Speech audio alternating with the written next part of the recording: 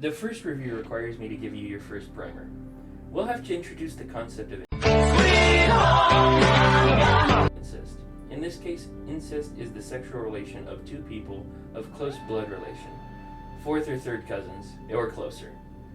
In other videos I've made some allusion to the Japanese's higher propensity for certain strange phenomena in their pornography, and while that does have an impact on their direct sibling relation incest pornography, we have a second source that seems to cause a lot of impact. The US. Look, I found some oil.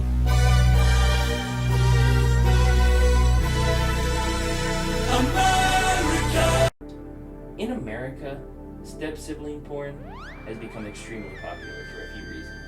One, step-sibling porn allows directors and scriptwriters to film scenes more easily, as it gives an easy premise, and it allows for cheaper sets to be created and used.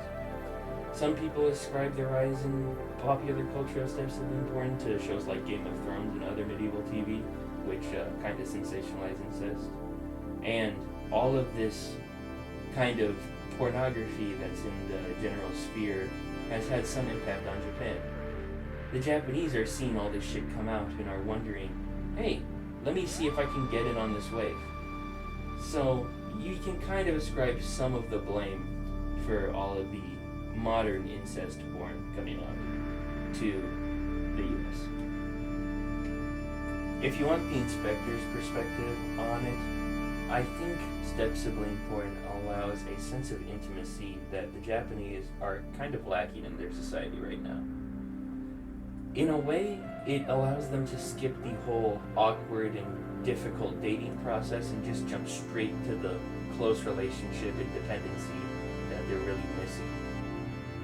Well, shortcuts seem to be common in a lot of Japanese media, so maybe that is what makes it so attractive to them as well.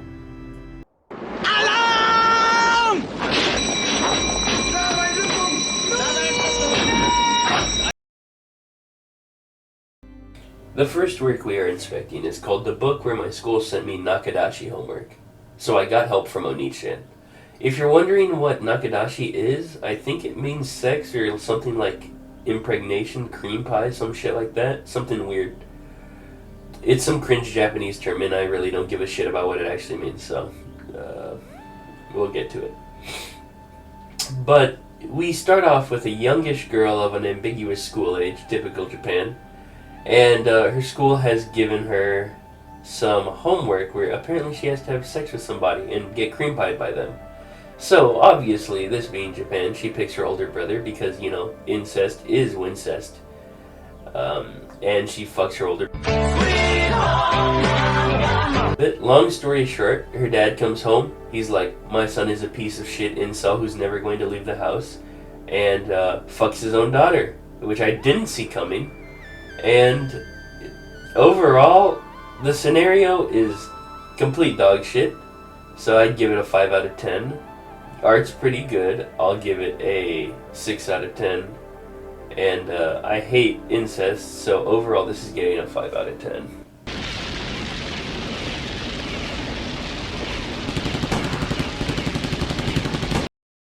The second work for inspection is the Inran Nui trip. And just like the previous work, it follows the shortcut principle. By virtue of this main character's job, he gets close to two women who just so happen to be extremely sexually available and very attracted to him. He's also very attractive himself. Typical shortcut principle points. It's about 50 pages long. We aren't as good at grammar. The translation's not bad. So if it takes you a long time to bust, you got something to bust it to. The art's pretty good. I'd give it an 8 out of 10. In the story, although it follows the shortcut principle, there's no actual holes in it. Everyone's over 18, so you don't have to cover your eyes because some diabolical shit's happening. So, while I personally hate the shortcut principle because, you know, it allows you to bypass all of the, you know, getting to know you part, which is kind of fun. It can be kind of intriguing in pornography. There's at a certain point there's going to be a cost of time that you have to take into account. I'll give the art an 8 out of 10. I'll give this story a 7 out of 10. Pretty mid. It's overall a pretty good book and you'll probably like it. 8 out of 10 overall.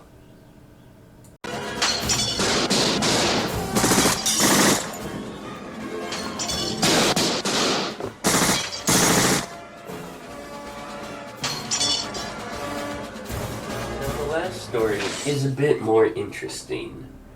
This one is called The Day We Stopped Being Fuck Buddies. So, it's a continuation of a story that I probably will have to review next episode. Psych!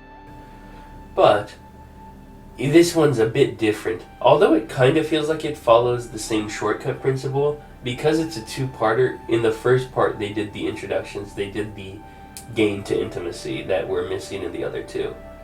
The main character is relatively talented. He has quite a bit of stuff going for him. And the girls he's dating seem to actually like him and not just be attached to the first male they've seen for no fucking foreseeable reason. Like, it's not a fucking...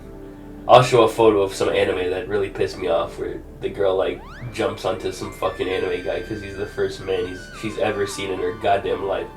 But off that tangent, it's kind of like a threesome. They're having like a bit of debate over whether they're going to stay polyamorous or whether one of them is going to fall into being boyfriend, girlfriend. And so we get the main character. He's picking one girl. He's finally chosen. She's like, yes, you're best girl. I love you. But the other girl's like, let's all be friends. Really cringe. Really cringe. Like, if you ever watch Toradora, it's that kind of fucking cringe where you're like, we kind of want you to go out already, but you really want to give us that friendship we're stuck together fucking vibe. So her friend, instead of pulling some dumb shit, says, okay, we're gonna have sex in front of you so you can see whether you really want to be just friends with benefits and watch me fuck that guy. But story-wise, yeah, that story's kind of crazy. It's fairly complex. I'll give it a 9 out of 10. And for a 30-pager, it's got pretty good art, so I'll give it 8.5 out of 10. Overall, good art. Everyone's college age, so you're not going to jail. So the legality section gets a 9 out of 10. I'll give it a fucking 9 out of 10 overall. Hey guys, that's all for this episode of Sauce Inspectors. All I can say is, it's Pride Month. You know what that means. It's time for Pride Month Special 2, Electric Boogaloo. We're going to dig even deeper and dirtier and fucking grimier in this one. Take care and keep your eyes peeled for the next installment of Sauce Inspectors. Thank you. Thank you, fuck you, bye, boom!